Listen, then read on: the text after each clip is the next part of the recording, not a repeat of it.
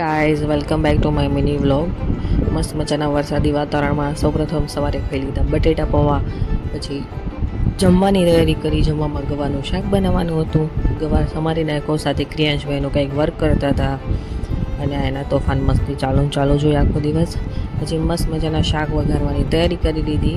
અને આજે ખમણ બનાવવાના હતા. એકચ્યુઅલી ખમણમાં એવી સ્ટોરી છે ને કે 6 વર્ષની મારાથી ખમણ જ નથી બનતા.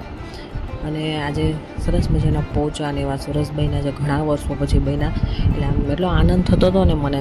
ખબર નહીં મારાથી બનતા નહોતા, પણ આજે મેં તો ટ્રાય કરવા દેતો બને તો મસ્ત મજાના ખમણ બનાવી લીધા અને એને સરસ વઘારી પણ લીધા.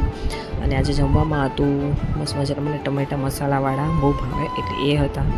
અને કેળાનું રાયતું હતું. કોના ઘરે બને છે કહેજો મને. પછી સાંજે ભૂખ લાગી હતી એટલે સરસ ગરમા ગરમ સુખડી બનાવી લીધી.